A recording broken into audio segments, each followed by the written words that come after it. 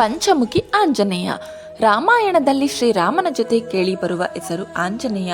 ರಾಮನ ಬಂಟ ಹನುಮಂತನು ಕಲಿಯುಗದ ಭಕ್ತರಿಗೆ ಶಕ್ತಿಯುತ ದೇವರಾಗಿದ್ದಾನೆ. ಪಂಚಮುಖಿ ಆಂಜನೇಯ ಭಕ್ತರ ಎಲ್ಲ ಕಷ್ಟ ಕಾರ್ಪಣ್ಯಗಳನ್ನು ನಾಶಪಡಿಸುತ್ತಾನೆ. ಸೀತಾಮಾತೆಯನ್ನ ರಾವಣ ಅಪಹರಣ ಮಾಡಿದ ನಂತರದಲ್ಲಿ ಅನೇಕ ಘಟನೆಗಳು ನಡೆಯುತ್ತವೆ. ಕೊನೆಯದಾಗಿ ರಾಮನ ವಾನರ ಸೈನ್ಯ ಮತ್ತು ರಾವಣನ ಸೈನ್ಯ ರಾಕ್ಷಸರ ನಡುವೆ ಭೀಕರ ಕದನವಾಗುತ್ತದೆ. ಯುದ್ಧದಲ್ಲಿ ರಾವಣನ ತಮ್ಮ ಕುಂಭಕರ್ಣ ಹಾಗೂ ಮಗ ಇಂದ್ರಜಿತು ಮರಣ ಹೊಂದುತ್ತಾರೆ. ಇದರಿಂದ ಕಂಗೆಟ್ಟ ರಾವಣನಿಗೆ ಸೋಲಿನ ಭಯ ಆವರಿಸಿತು.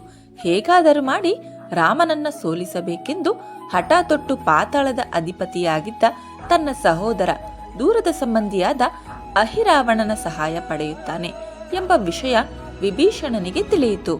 ಅವನು ರಾಮ ಮತ್ತು ಲಕ್ಷ್ಮಣರನ್ನ ಯಾರಿಗೂ ಕಾಣದಂತೆ ಮುಚ್ಚಿಡಬೇಕು ಎಂದು ಹನುಮಂತನಿಗೆ ಹೇಳಿದನು.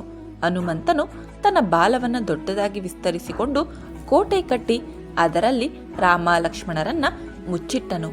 ಆದರೆ ಮಾಯಾವಿ ಅಹಿರಾವಣ ವಿಭೀಷಣನ ವೇಷದಲ್ಲಿ ಬಂದು ರಾಮನನ್ನು ನೋಡಬೇಕೆಂದು ಹೇಳಿ ಮೋಸದಿಂದ ರಾಮ ಲಕ್ಷ್ಮಣರನ್ನ ಅಪಹರಿಸಿಕೊಂಡು ಹೋಗಿ ಪಾತಾಳದಲ್ಲಿ ಇಡುತ್ತಾನೆ. ಇದನ್ನು ತಿಳಿದ ಹನುಮಂತನು ಪಾತಾಳಕ್ಕೆ ಹೊರಡುತ್ತಾನೆ. ಪಾತಾಳದ ಬಾಗಿಲಲ್ಲಿ ವಿಚಿತ್ರ ಪ್ರಾಣಿಯೊಂದು ಎದುರಾಗುತ್ತದೆ. ಅದರ ಮುಖ ವಾನರನಂತೆ, ದೇಹ ಮೀನಿನಂತೆ ಇರುತ್ತದೆ. ಅವನೇ ಪಾತಾಳದ ದ್ವಾರಪಾಲಕ ಮಕರಧ್ವಜ. ಇವನು ಹನುಮನ ಪುತ್ರನಾಗಿದ್ದನು. ಹನುಮ ಲಂಕಾ ದಹನ ಮಾಡಿದ ನಂತರ ಉರಿತಾಪ ತಾಳಲಾರದೆ ಸಮುದ್ರಕ್ಕೆ ಜಿಗಿದನು. ಆಗ ಅವನ ದೇಹದಿಂದ ಬಿದ್ದ ಬೆವರ ಹನಿಯೊಂದು ಮೀನು ನುಂಗಿತು.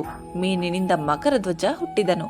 ಇವನು ಮಹಾಪರಾಕ್ರಮಿ ವೀರನು ಆಗಿದ್ದಾನೆ ಎಂದು ತಿಳಿದ ಅಹಿರಾವಣ ಅವನನ್ನ ಕರೆಸಿ ಪಾತಾಳ ಲೋಕದ ದ್ವಾರಪಾಲಕನನ್ನಾಗಿ ಮಾಡಿದನು. ಹನುಮಂತ ತನ್ನ ದಿವ್ಯ ದೃಷ್ಟಿಯಿಂದ ಇದನ್ನು ಅರಿತು ಮಕರಧ್ವಜನಿಗೆ ಪಾತಾಳದ ಒಳಗೆ ಹೋಗಲು ಬಿಡುವಂತೆ ಕೇಳಿಕೊಳ್ಳುತ್ತಾನೆ. ಆದರೆ ಮಕರಧ್ವಜ ನನ್ನ ಕರ್ತವ್ಯವನ್ನ ಮಾಡುತ್ತೇನೆ, ಬಿಡೋದಿಲ್ಲ ಎಂದು ಹೇಳುತ್ತಾನೆ. ಹನುಮಂತನು ಅವನೊಡನೆ ಹೋರಾಡಿ ಅವನನ್ನು ಒಂದು ಕಂಬಕ್ಕೆ ಕಟ್ಟಿ ನಂತರ ಪಾತಾಳಕ್ಕೆ ಬರುತ್ತಾನೆ. ಅಹಿರಾವಣನನ್ನು ಸಂಹರಿಸಲು ಪಾತಾಳ ಲೋಕದ 5 ದಿಕ್ಕಿನಲ್ಲಿ ಇಟ್ಟಿರುವ 5 ದೀಪಗಳನ್ನು ಒಂದೇ ಬಾರಿಗೆ ಆರಿಸಬೇಕು.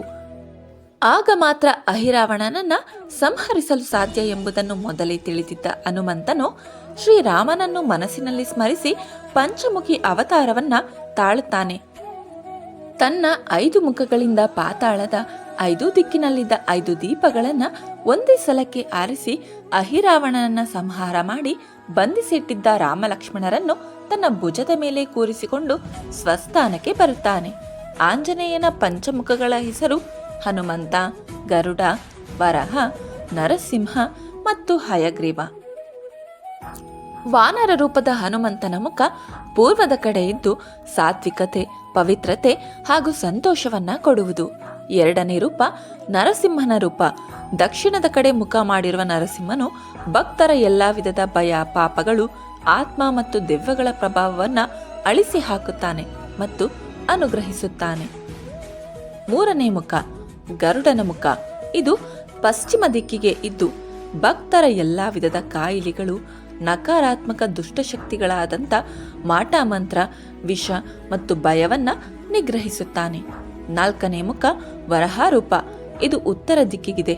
ಧನ, ಸಂಪತ್ತು, ಸುಖ, ಸಮೃದ್ಧಿ, ಸಂತೋಷ, ನೆಮ್ಮದಿ ಕೊಡೋದರ ಜೊತೆಗೆ ಗ್ರಹಗಳ ಬಾಧೆ ನಿವಾರಣೆಯನ್ನ ಮಾಡುತ್ತಾನೆ. 5ನೇ ಮುಖ ಹಯಗ್ರೀವ.